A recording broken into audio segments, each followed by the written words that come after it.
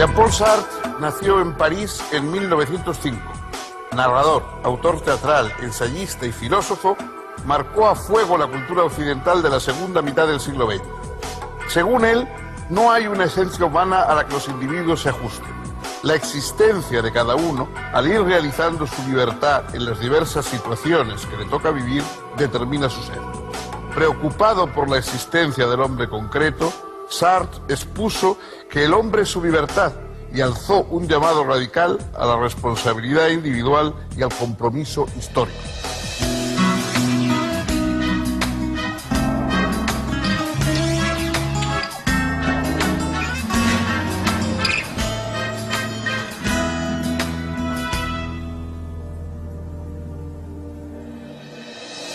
Amigas, amigos, ¿cómo les va?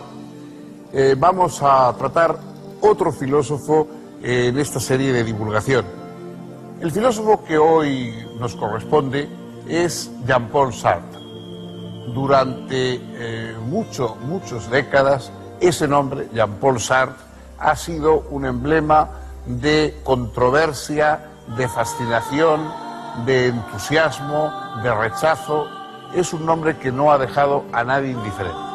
Jean-Paul Sartre no solo es, sin duda, una de las figuras importantes de la historia del pensamiento contemporáneo, no solamente es probablemente el filósofo moderno en Francia más destacado y uno de los más destacados también en Europa, sino fue un personaje que llevó a cabo una labor de subversión, de agitación cultural, de enfrentamiento a los poderes públicos y a una serie de causas que le parecían nefastas, que le hacen extraordinariamente importante en el imaginario colectivo de esa época centrada en mayo del 68, en las sublevaciones estudiantiles, etc. Jean-Paul Sartre fue, desde luego, filósofo en el sentido académico del término, es que había estudiado filosofía, a pesar de que nunca ejerció como profesor, ni como maestro, ni catedrático de filosofía.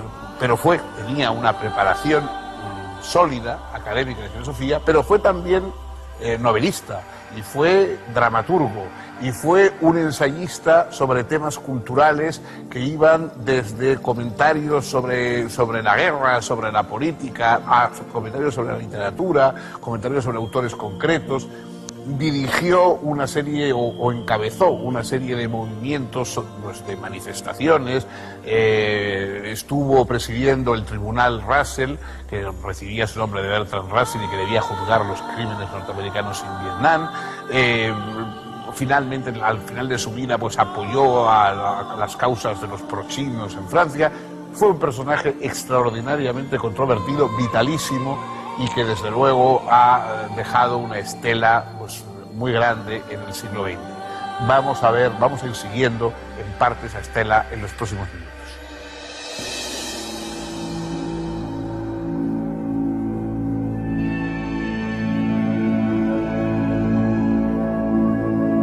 El padre de Sartre falleció cuando él tenía apenas 2 años. Quedó al cuidado de su madre y sus abuelos maternos, de apellido Schweitzer. Por ese lado de la familia, el pequeño Jean-Paul estaba vinculado al médico, músico y escritor Albert Schweitzer, ganador del premio Nobel. El abuelo de Jean-Paul dirigía un instituto de lenguas vivas. El niño pasó por varias escuelas, pero completó su enseñanza básica con maestros privados. En 1917, su madre contrajo nuevamente matrimonio, instalándose en La Rochelle, en cuyo liceo fue inscripto el joven Sartre. Luego de concluir el bachillerato, ingresó en la Escuela Normal de París, obteniendo allí en 1928 su título en filosofía. En esos años empezó a intervenir en la vida intelectual francesa. Publicó algunos textos y conoció a una muchacha que sería una de las más importantes ensayistas y narradoras francesas, Simone de Beauvoir. Estableció con ella una pareja decidida a no degenerar en obligación ni en costumbre. A partir de 1929, una vez cumplido su servicio militar, se dedicó a la enseñanza filosófica. A partir de 1932, comenzó a interesarse seriamente por la fenomenología. Entre 1933 y 1935, realizó estudios de posgrado en Berlín y Friburgo.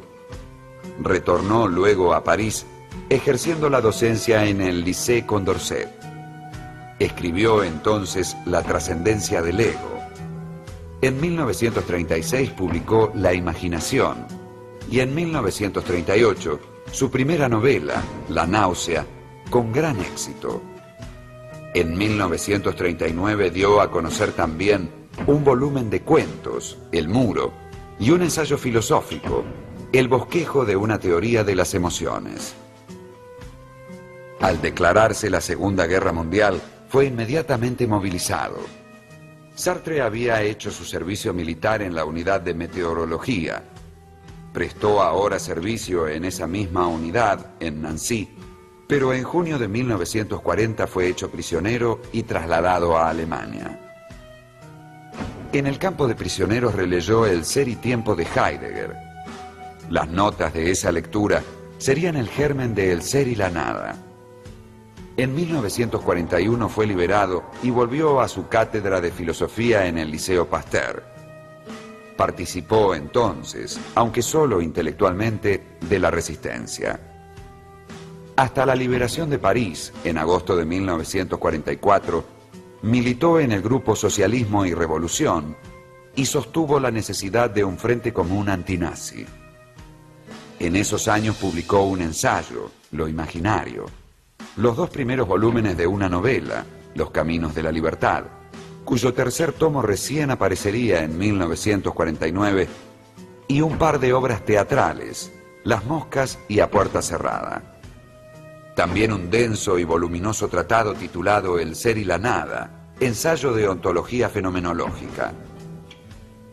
Ese tratado, que apareció en 1943, generaría, junto con sus 2 novelas y las obras teatrales escritas hasta entonces, un movimiento que presidiría la vida intelectual de los años siguientes, el existencialismo.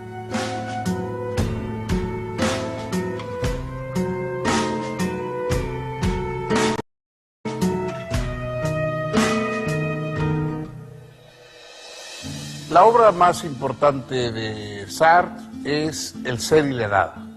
Es una obra extensa, compleja, llevada con un buen pulso expresivo. Sartre era un excelente escritor, también obtuvo el Premio Nobel de Literatura. Es verdad que a veces era un poco embarañado, pero cuando quería era un escritor de primera fila. En El ser y la nada parte del establecimiento de 2 ámbitos, digamos, en el mundo del ser, el ser en sí y el ser para sí. El ser en sí es una especie de magma sin fisuras, sólido, es el ser en el que no ha penetrado, digamos, la reflexión y la separación que la conciencia introduce.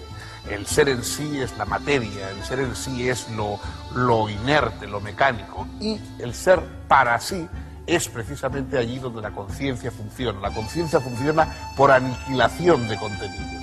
La conciencia funciona proyectando, digamos, una luz y diciendo esto no soy yo, y de alguna manera creando entonces la aniquilación sucesiva de contenidos. El ser en sí es el ser de lo que hay, de lo dado. El ser para sí es el ser característico del ser humano, de la conciencia humana. Y en esa conciencia humana, para él, cuando hace un análisis, porque toda su obra es un análisis más o menos detallado de él para sí, ese para sí ve que su auténtica esencia es la libertad. La libertad, es decir, la autocreación permanente. Para Sartre, el ser humano está inventándose permanentemente, está creándose permanentemente, no está determinado por sus sucesivas elecciones. Hay algo que él llama mala conciencia. La mala conciencia es la conciencia del para sí que se identifica con aquello que está haciendo, con su trabajo, con su obra, como si nosotros pudiéramos reducirnos a algún tipo de objeto, cuando ese estar yendo siempre más allá, aniquilando todo lo hecho, es lo característico de la libertad del para sí.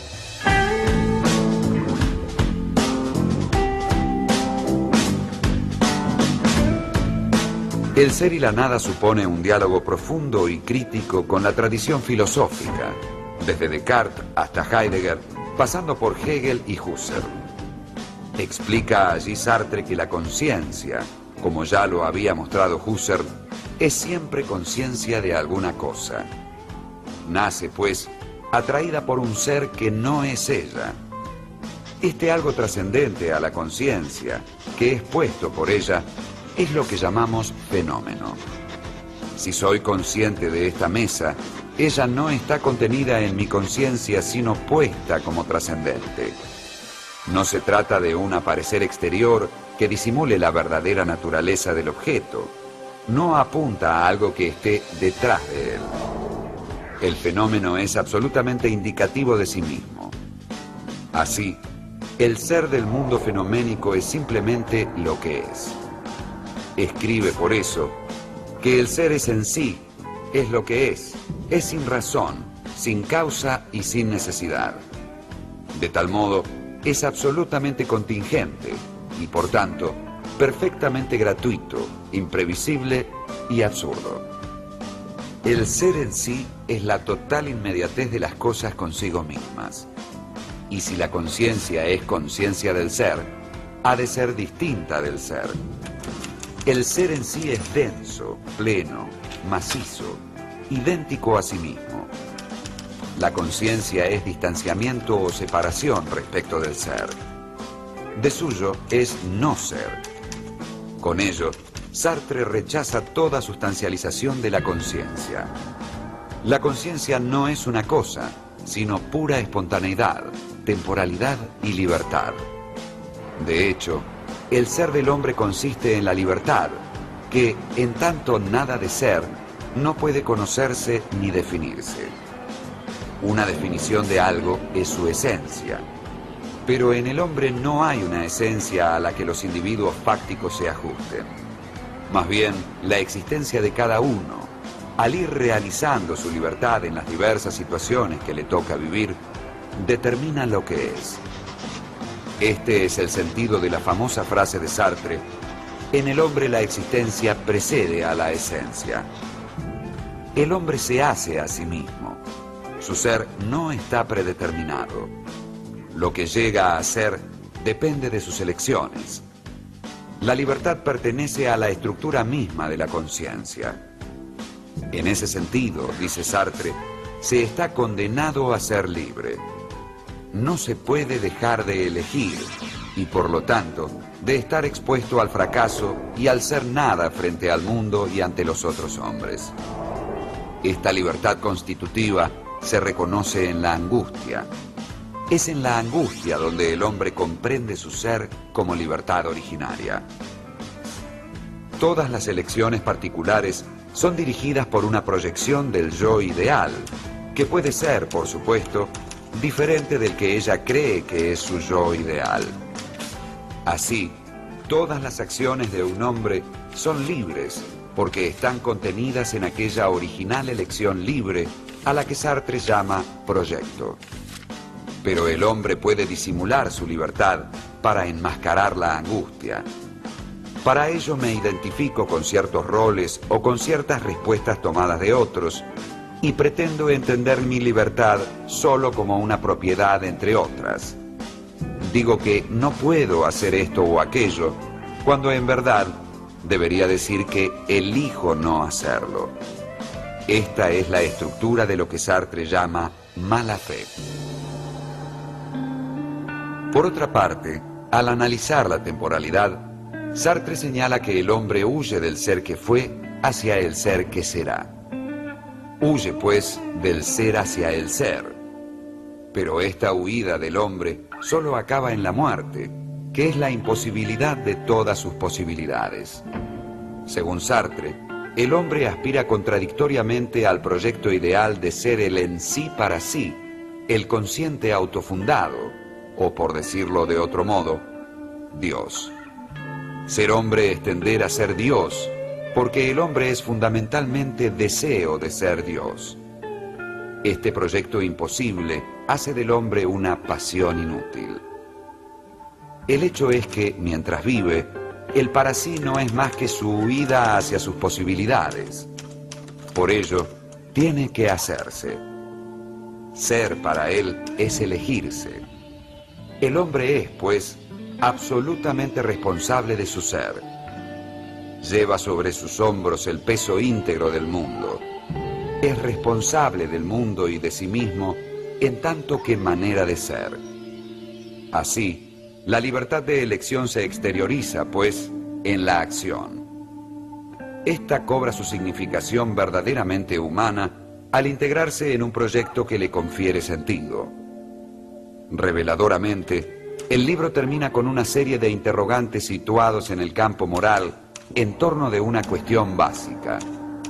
¿Puede la libertad tomarse como fin a sí misma y reivindicar plenamente su responsabilidad?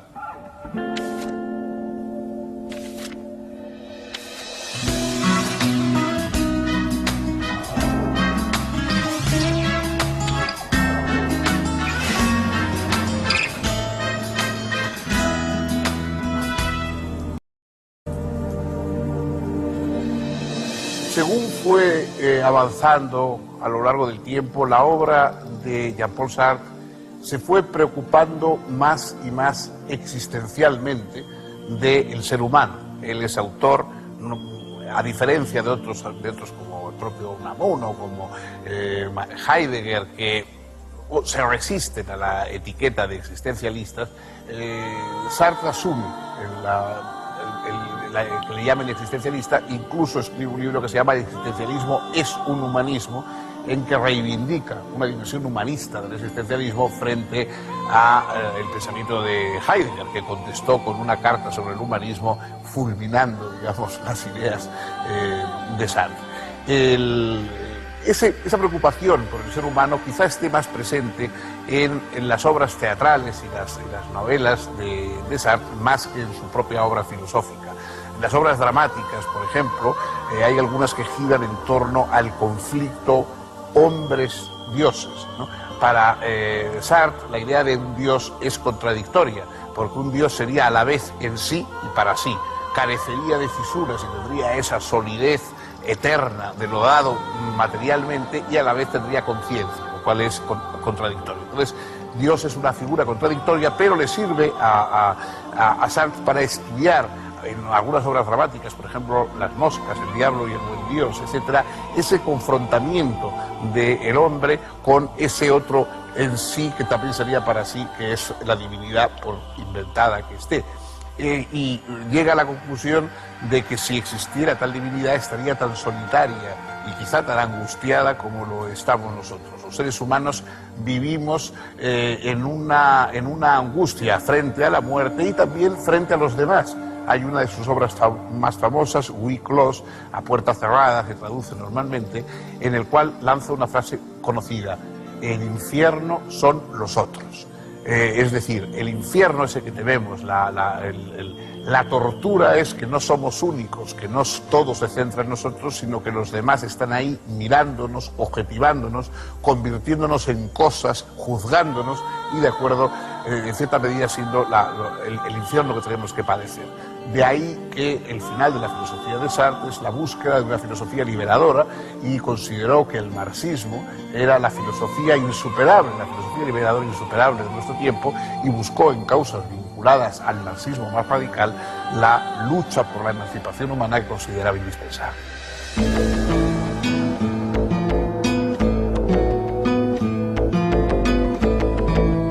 En 1945, Sartre y su amigo, el filósofo Maurice Merleau-Ponty, fundaron Le Temps Moderne, una de las revistas más importantes de la posguerra. Sartre decidió abandonar la actividad docente y vivir de su trabajo como escritor. En ese año pronunció también su célebre conferencia El existencialismo es un humanismo. En ella defendió la necesidad del compromiso histórico más allá de toda ilusión, porque, según expresó entonces, no es necesario tener esperanzas para obrar. En los años siguientes escribió numerosos artículos sobre infinidad de temas y presentó varias obras teatrales. También dio a conocer importantes trabajos teóricos, entre los que deben mencionarse Baudelaire, Saint-Genet, comediante y mártir, cuestiones de método, materialismo y revolución, qué es la literatura y en especial la crítica de la razón dialéctica, obra que intentó realizar la síntesis de existencialismo y marxismo. Sartre se había acercado al Partido Comunista durante la década del 50, pero se apartó de él en 1956 a causa de la invasión soviética a Hungría. En esa época escribió El fantasma de Stalin. No obstante, se siguió sintiendo cercano al marxismo. En 1964 se le concedió el Premio Nobel de Literatura, que rechazó por considerarlo un reconocimiento burgués. En cambio, en 1967, aceptó asumir la presidencia del Tribunal Russell, constituido en Estocolmo para juzgar los crímenes de guerra estadounidenses en Corea y Vietnam. A partir de los sucesos de mayo de 1968, Sartre defendió la necesidad de una organización a la izquierda del Partido Comunista. Se vinculó de ahí en más a grupos de extrema izquierda. Comenzó a ser tildado de utópico. En alguna ocasión se definió curiosamente como maoísta libertario. Publicó aún Las Palabras y los 3 volúmenes de El idiota de la familia, además de numerosos artículos. Después se vio obligado a detener su actividad por razones de salud. Sartre estaba ciego de un ojo desde los 3 años. Ahora, al sufrir una hemorragia detrás del ojo sano, quedó imposibilitado de leer o escribir. En adelante, su obra será solo oral, entrevistas, alocuciones públicas, diálogos, declaraciones. A su lado siempre estaría su amiga y compañera Simone de Beauvoir. Víctima de un edema pulmonar, Jean-Paul Sartre murió en París el 15 de abril de 1980. Más de 20.000 personas formaron parte del cortejo fúnebre. Su figura dominó la segunda mitad del siglo XX como la de un pensador y escritor insobornable en la afirmación de la libertad y en la exigencia del compromiso.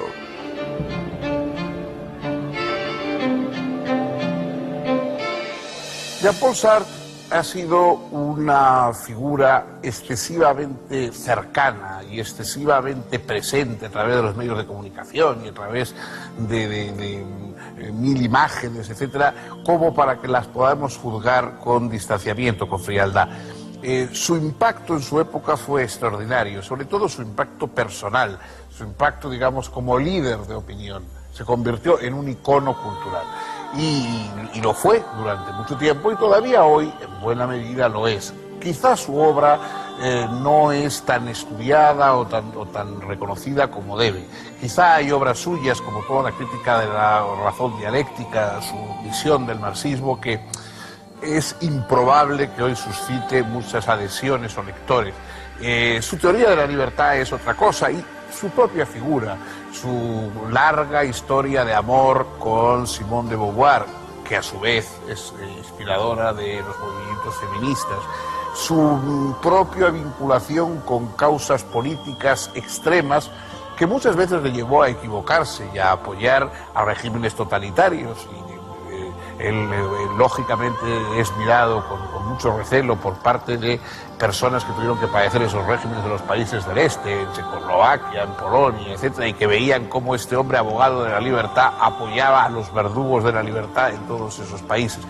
Sin embargo, hay dentro de toda su cadena de equivocaciones prácticas en la política y de quizá pues planteamientos que hoy nos pueden resultar mucho menos convincentes de lo que fueron en su tiempo, hay en Sartre una especie de generosidad, hay una especie de generosidad, de fuerza, de entrega que le hace aceptable, que no, incluso no compartiendo muchas de sus ideas o de sus tomas de posición, es difícil dejar de sentir que había ahí algo vigoroso y algo próximo al humano y algo que uno puede sentir como cercano y como necesario. Yo creo que esa generosidad de Sartre, acompañada de una enorme inteligencia y de estudios puntuales sobre temas, sobre autores, ideas y reflexiones sobre el cine o sobre la novela, que siguen siendo necesarias,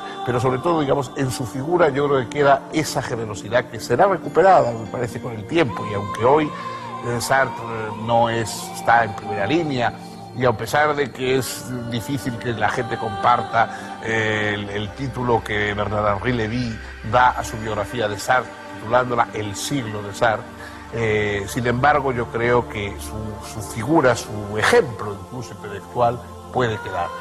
En cualquier caso, hasta aquí hemos llegado, transmitiéndoles esta historia, esta perspectiva.